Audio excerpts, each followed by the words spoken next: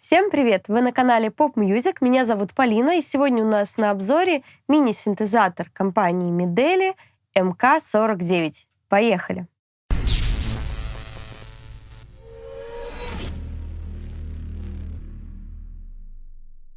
Не так давно мы уже снимали подобный мини-синтезатор MK37, и, собственно, сейчас мы посмотрим, в чем их различие, в чем преимущества или, возможно, недостатки этого инструмента, но обо всем по порядку.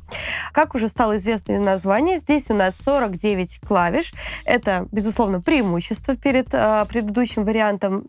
Также здесь уже более серьезный, более профессиональный интерфейс, рабочая панель. Здесь все предельно понятно по конфигурации, по интерфейсу, где что находится. В отличие от предыдущей модели MK37, в которой было всего 30 тембров, здесь их уже 200, то есть здесь наибольший вариант различных тембров, инструментов, возможно, даже разных народов мира. Это могут быть инструменты.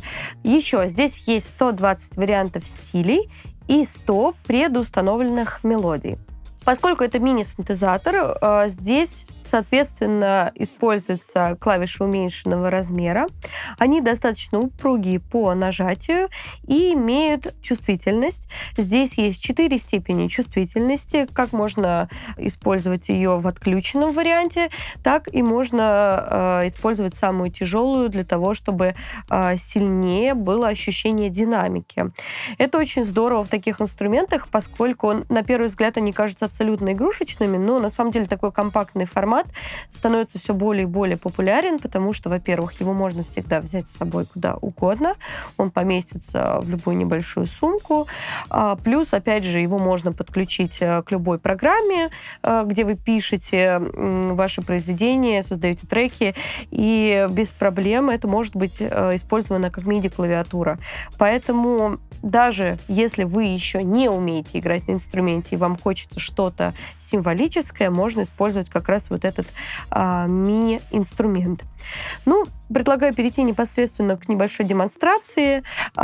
Безусловно, мы будем пробовать инструмент на тембре Grand Piano для того, чтобы полностью ощутить качество этого звучания.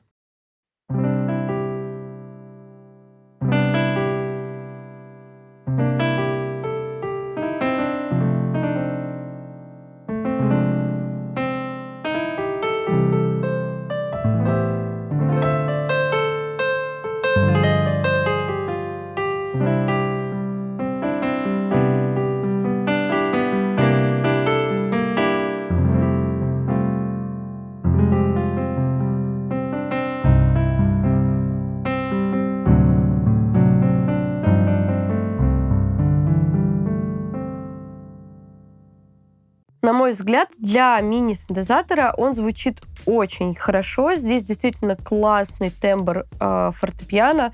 Может быть, даже получше многих тембров у более крупных инструментов. И несмотря на то, что здесь невзвешенная, а полузвешенная клавиша синтезаторного типа, довольно комфортно на ней исполнять. И, в принципе, она реагирует даже на быстрые какие-то пассажи.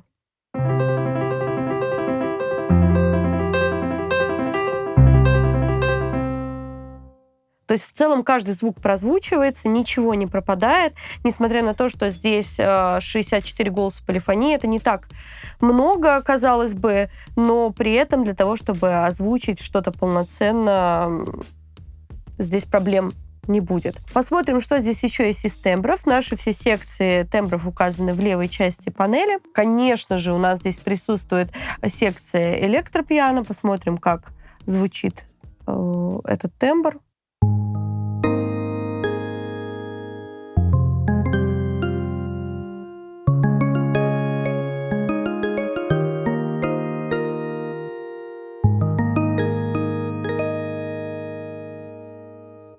Есть секция хроматических перкуссионных инструментов. Это могут быть различные ксилофоны, колокольчики. Посмотрим, что у нас здесь под тембром 31 челесто. Замечательно.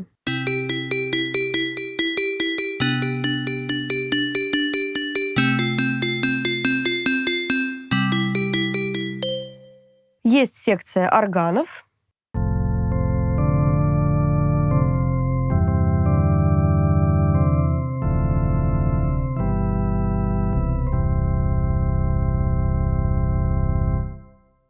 И посмотрим, например, секцию струнных инструментов.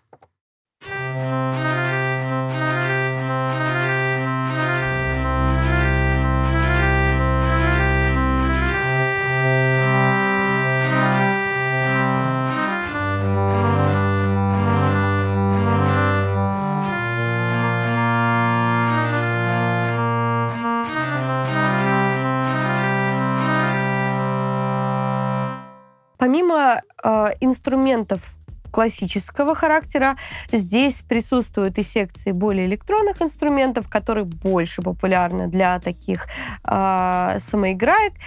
Здесь есть отдельная секция синтовых инструментов. Посмотрим, что у них есть.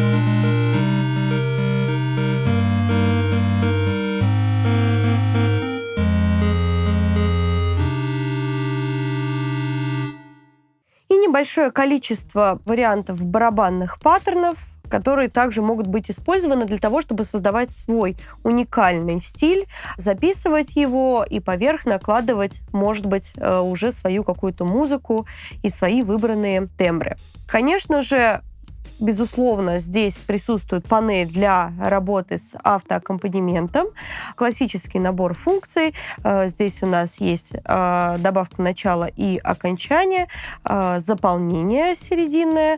Можно добавить синхронный старт для того, чтобы музыка сразу начала идти в момент касания клавиши, play-stop. Здесь же у нас находится клавиша метронома. Собственно, мы можем изменить темп, какой нам нужен, или размер. Я предлагаю сразу попробовать демонстрацию уже вместе с какими-то функциями обработки самого автоаккомпанемента. Мы выбрали определенный стиль. Предлагаю добавить сразу, наверное, какое-то синхронное начало, к примеру. Добавим начало и будем использовать заполнение. Также мы используем автоаккорд для того, чтобы меньше задействовать левую руку.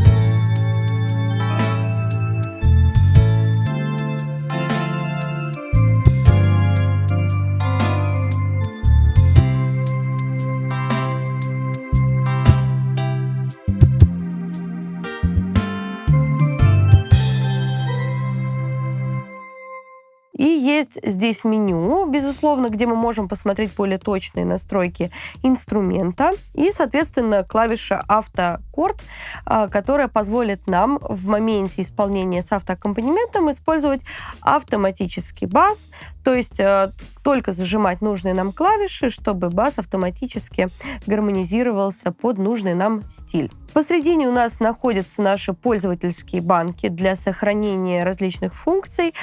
Здесь мы можем добавить любые сочетания, добавить ваш любимый стиль или тембр, и при нажатии нужной клавиши, нужного банка у вас сразу мгновенно появятся ваши уже настройки, которые вы себе сюда загрузили. В правой части у нас клавиша смена октавы, то есть мы можем расширить диапазон нашего инструмента, добавить несколько октав сверху или снизу. Клавиша транспозиции, чтобы изменить строй инструмента. Здесь конкретно располагается клавиша изменения темпа нашего метронома. Отдельно присутствует клавиша Sustain.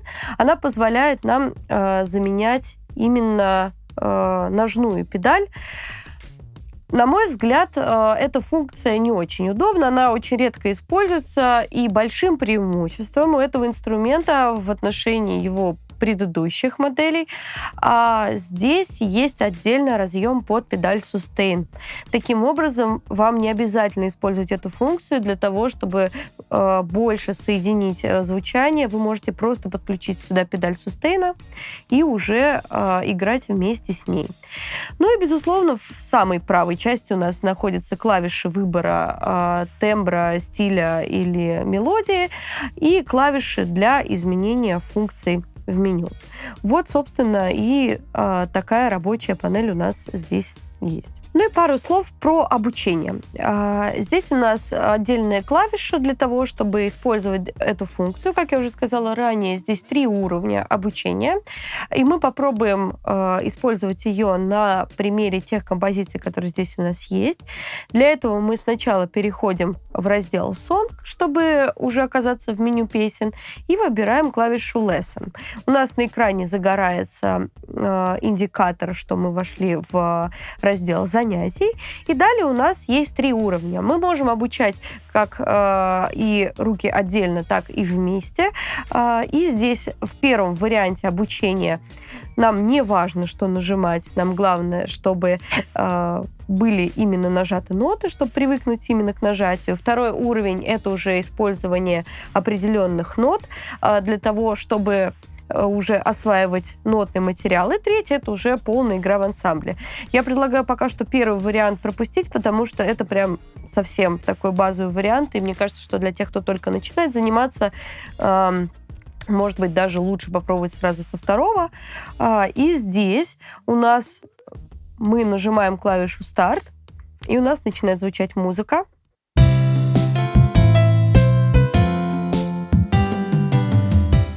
Она останавливается в тот момент, когда нужно нажать нужную клавишу, и пока мы ее не нажмем, музыка не пойдет дальше.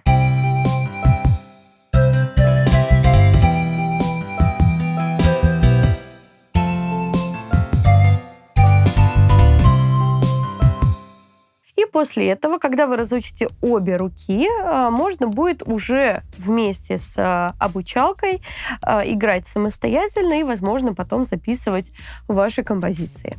Еще здесь есть разъем USB-C. Кстати, провод идет в комплекте, но без адаптера. Вы можете использовать этот провод с любым универсальным адаптером, чтобы подключить этот инструмент через розетку.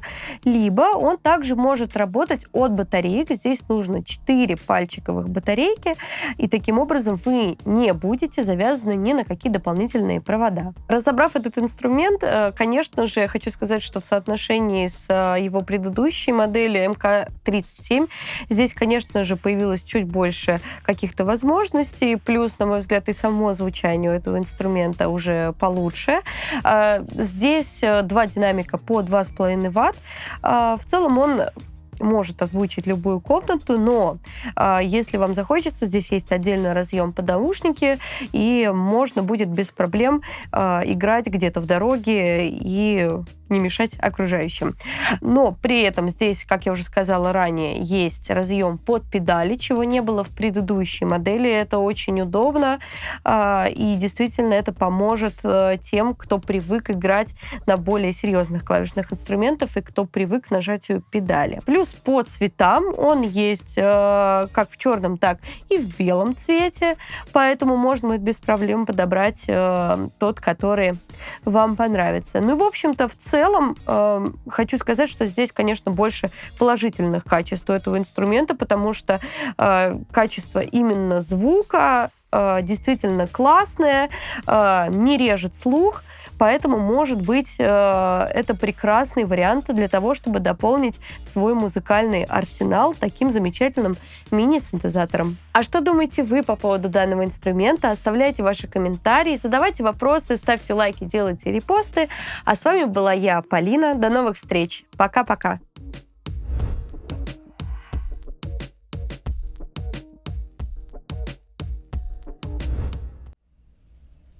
Классно. Когда у нас будет в примерах звучания играть музыка из полицейской академии? Не Из знаю. голубой устрицы? Не, Та-та-та-та-та-та. главная Та-та-та-та-та-та. Вот как мелодия. раз под такие вещи. Она отлично зайдет.